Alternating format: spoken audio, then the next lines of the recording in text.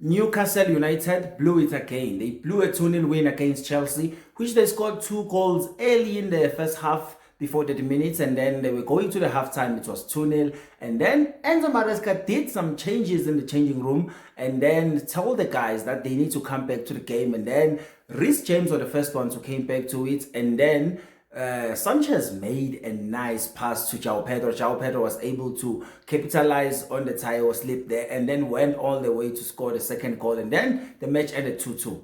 But these are the things that I want to talk about. I want to talk about the Chelsea's mistakes and then the inconsistency of games they're having, and then I want to talk about a few players as well in the Chelsea side. But I want to start with the Newcastle.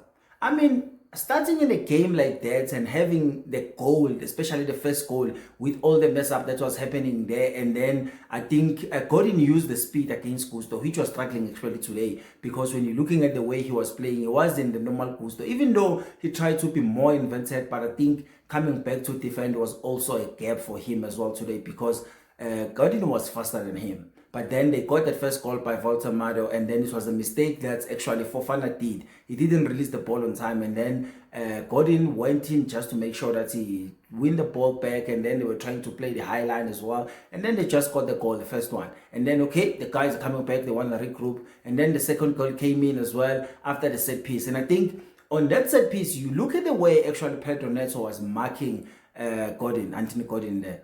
And then he was giving him a lot of space. So he got that ball. He had all the time to do whatever I want to do. And then he crossed in that ball that was going in. And then Valtamara just put the toe there. And then it went in 2-0.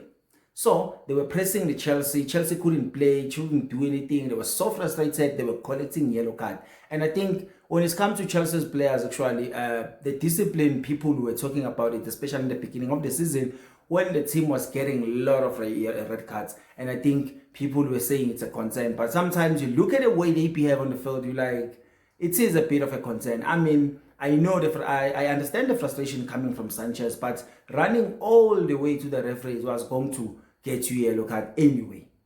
So I want to move on to talk about Cole Palmer. I mean, he didn't have a good game, and a lot of time he was just complaining about the balls, just passing him, going to the side, because Garnacho was getting all the ball. He wasn't getting all the space. And I want to say something that maybe a lot of people, they don't understand.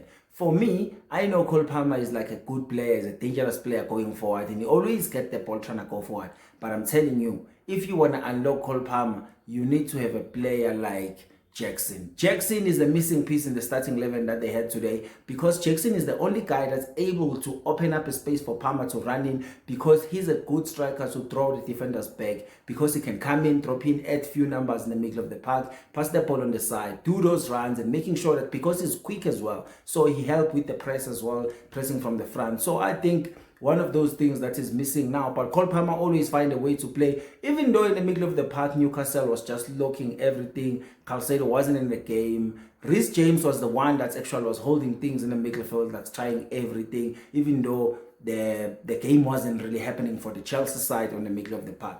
And then I want to talk about Garnacho. I mean, Garnacho remind me of Timo Werner.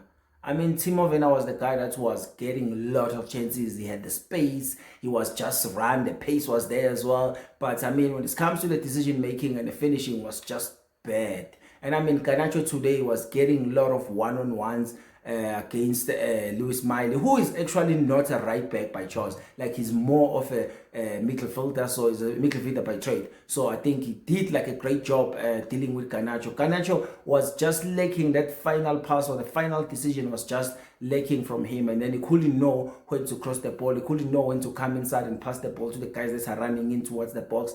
And I think it was one of the problems for Chelsea. And at some point, I prefer that if Enzo Maresca could have used maybe Gittins, or Gittins sometimes is more of a guy that will go that side, cut me inside, and then drop that ball that will go all the way to the far post. So I think the guy that's actually tried to play in this, like, he played very well, Pedro Neto.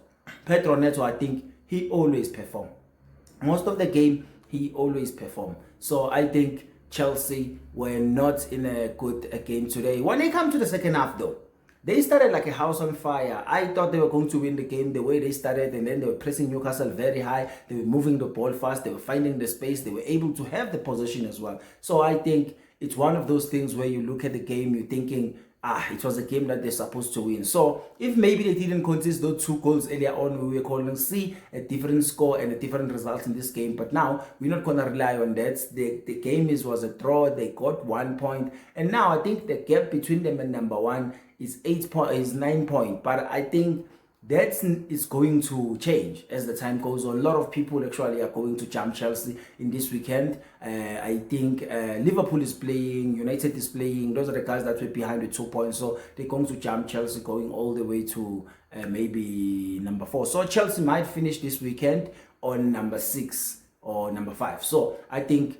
that's the worst can happen for them in this weekend. But I think going forward, they need to make sure that they try to wait to use Palmer more, try to create a lot of spaces, because I don't think João Pedro is a good guy to actually press forward. Even though today he tried to like run a bit, but I think he's not really a good guy to high press with. So if you have anything that you want to share about the game, make sure that you go down to the comment. Say your comment, what you think about the game, what you think maybe Enzo Maresca should have done to make sure that you get the win. So besides that, make sure that you click the like button, subscribe, and share our content with your friends, your family. And yeah, we are chasing that at 10,000 subscribers. We're still on 2,000. We are chasing at 10,000 subscribers. Please subscribe, and don't make sure that you watch all the content that we have on the channel. And I'll see you on the next one.